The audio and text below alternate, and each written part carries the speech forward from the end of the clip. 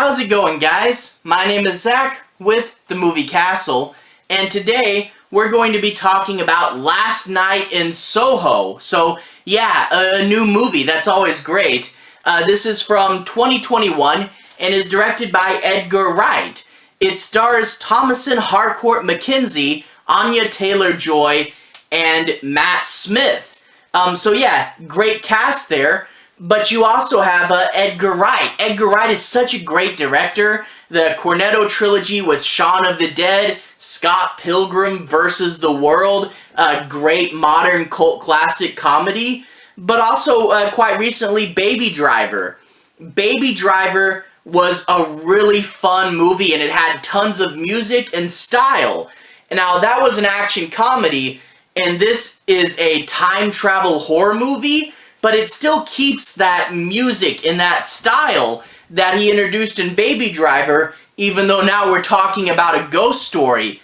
And it's really fun. It's this girl who moves to London to go to fashion school, but when she sleeps in her room, she has visions of one of the girls that used to live in her room.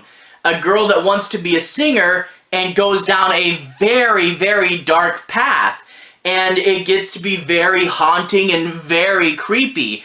And really, with the strange, surreal nature, lots of those bright lights and moving to a new school, but also with that, spiraling into insanity, this really does feel like, say, Suspiria meets Requiem for a Dream.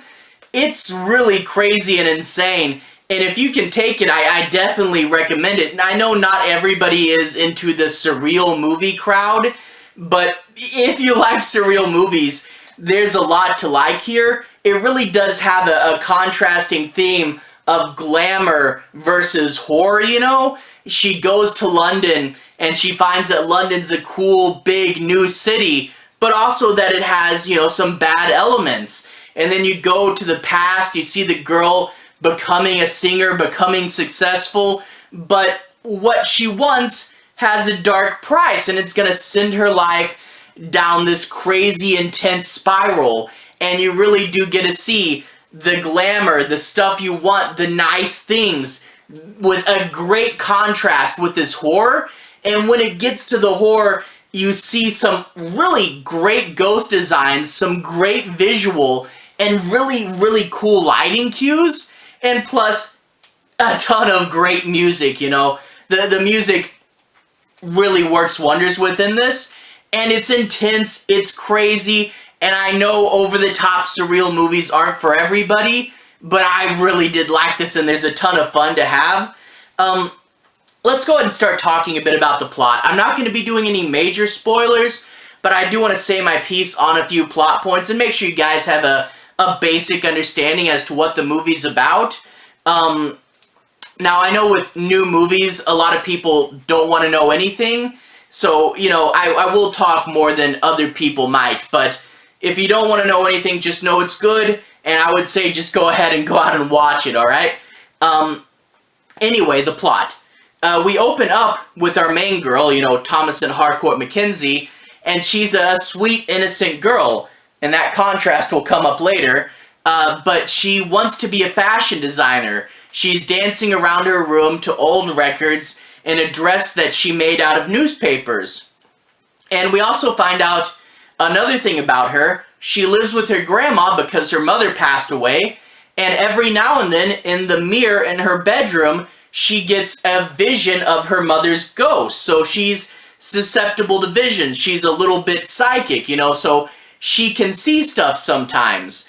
And whenever the mother's ghost comes up, she knows that something's about to happen, and she sees the ghost, and Grandma walks in and says, hey, you got into that fashion school that you really wanted to get into. So, cool stuff there, although the Grandma does have a warning that London is a beautiful place, but it can also be intense, and there is an underbelly to it, so getting into the themes right away.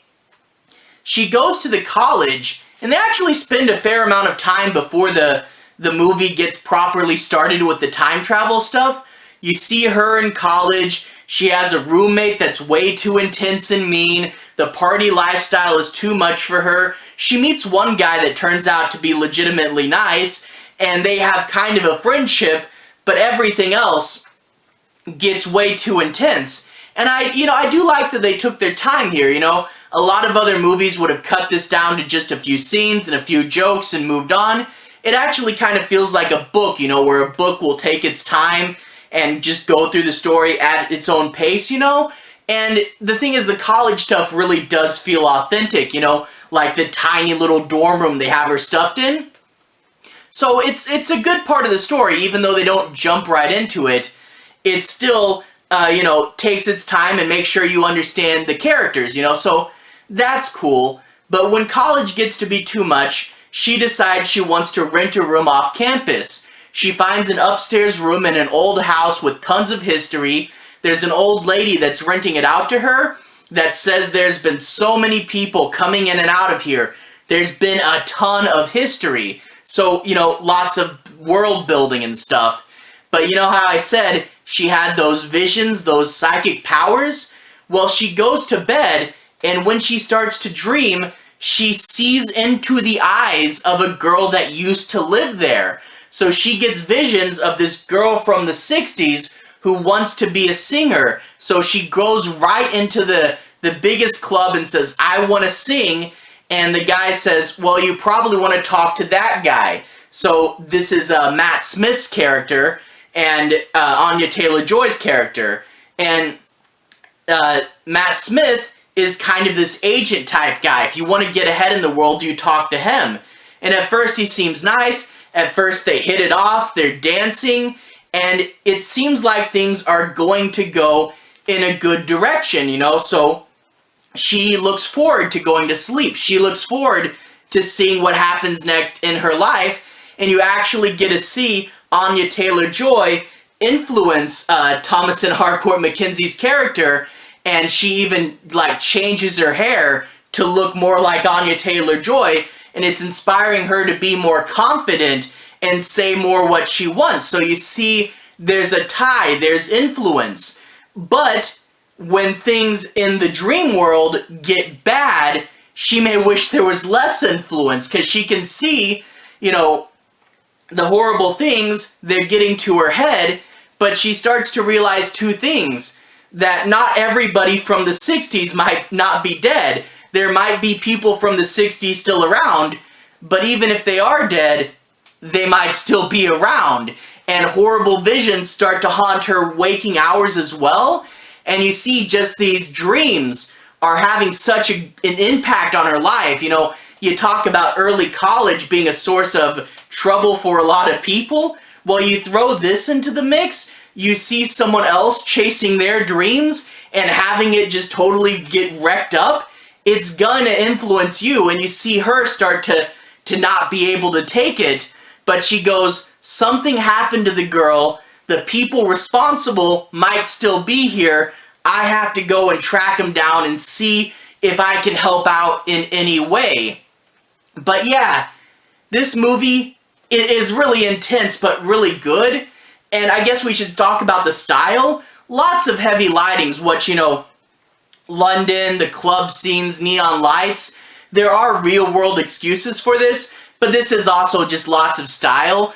And the effect of when Anya Taylor-Joy walks around, you can see the girl from the present looking in through the mirrors. You know, it's implied that she's, you know, seeing it from her eyes, and in the mirror's reflection, you can see who she actually is. But it's not like she's controlling her, which I thought it might be. It's very much a vision that you can't deviate from. But, like, sometimes, you know, Anya Taylor-Joy will walk away, and she'll still be there in the mirror, you know, so you see that she's not really in control, and she's even getting left out of her dreams, you know. But they do really cool changing effects, you know, where sometimes it'll be one girl, sometimes the other. But it never gets, you know, too crazy and over the top, you know. You have these scenes where the girl's in the mirror and they're switching places, and it could quite easily be distracting, but it's not. It's integrated so seamlessly, and it's very impressive, but it doesn't ever really get distracting, which is really cool. But yeah, it does accomplish the goal of saying, you know, that this is a time travel story and integrating your main character into the past. There's also this really cool scene where Matt Smith is dancing with Anya Taylor-Joy, and the girl from the present, she slides in and out of frame, and it changes between the two girls seamlessly. So Anya Taylor-Joy will come out, and the other girl will come in. And it's actually done in camera. Look up this scene. It's not editing. It's actually the two girls ducking around the camera and staying just out of frame when the other's in frame. Really, really cool effect. And this movie, it does that. It's so stylish. You know, the atmosphere of the 60s, you know, the setting being different, the music, the big Thunderball ad. You know, it really does have this cool and stylish world. And when that ghost, when the visions start to creep in, that is some really cool, over-the-top, strange and surreal stuff. You know, a really cool-looking descent into madness. And even though the cool, glamorous stuff, it could have been too pretty and too well lit. And even though this is nice looking, it's still horrific. And when the ghosts show up, the idea of behind how they look, I won't spoil it, it makes sense, but again, also pretty dark, you know? So yeah, the end of this movie really goes for it. It's big, insane, but also stylish, and I really do love what Edgar Wright's pulled off here. Overall, I recommend it if you can take it. I know surrealist movies aren't necessarily for everybody, and big, over-the-top, and intense movies aren't necessarily, but if you like this stuff, I definitely recommend it. And I want to check out more Edgar Wright. You know, I've seen a lot of his stuff, but if you guys have any, like, hidden gems that you know about, definitely feel free to recommend them to me. Anyway, I definitely recommend this movie. Thank you, everybody who's watched so far. Thank you for watching. To everyone who's liked and subscribed, thank you. You really are helping the channel out. I'll put a relevant playlist on the bottom. This should be my 2021 playlist. So if you guys want to see other stuff from this year, like James Wan's Malignant, or me talking about Conjuring 3, or Spiral, or Quiet Place 2, Don't Breathe 2, I've talked about a lot of movies. A lot actually has come out this year. Anyway, have a good day. I'll see you guys again very, very soon. Relevant playlist on the bottom. Have a good day now.